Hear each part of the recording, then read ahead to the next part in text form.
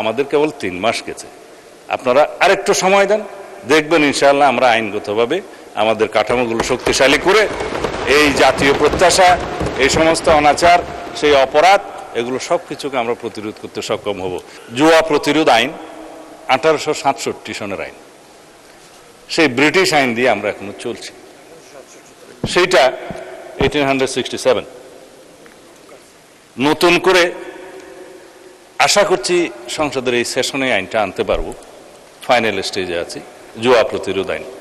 সেই জায়গায় জুয়া, অনলাইন জুয়া, অফলাইন জুয়া, বিভিন্ন প্ল্যাটফর্ম, এগুলো ব্যবহার করে যে অপরাধগুলো সংগঠিত হচ্ছে তার সাথে মাদকও জড়িত, ওয়েটিং জড়িত, এগুলো এখন আধুনিকায়ন করতে হবে।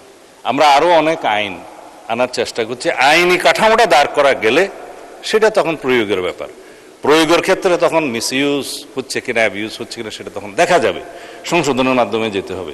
কিন্তু আমরা আইনেই আনি না। মাননীয় স্পিকার, সবাই এখানে আমাকে বলছে যে মাদক প্রতিরোধ করুন। মাদকের জন্য মাদক দ্রব্য নিয়ন্ত্রণ আইনের ড্রাফটটা করে ফেলেছে, এই সেশনে হয়তো আনতে পারবো।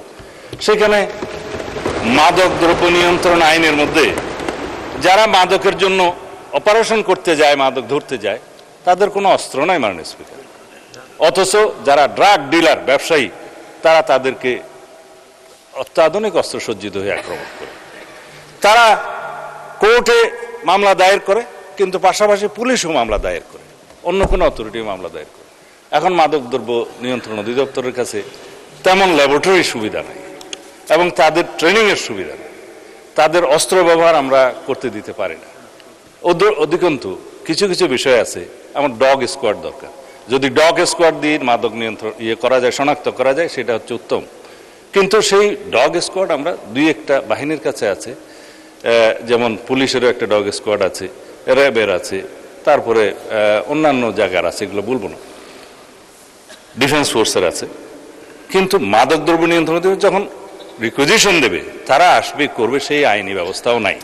সেই জন্য এখানে একটা ডগ স্কোয়াডের ব্যবস্থা করতে হবে। মোটামুটি মাদকের বিরুদ্ধে আমরা যে ফাইটটা করব, সেটা আইনি সুরক্ষার মাধ্যমে, আইনি ব্যবস্থার মাধ্যমে, এবং মাদকদ্রব্য নিয়ন্ত্রণ অধিদপ্তরকে একটা স্বয়ং সম্পূর্ণ অর্গানাইজেশন করার জন্য সেই আইনি প্রস্তাবগুলো আনবো মাননীয় স্পিকার।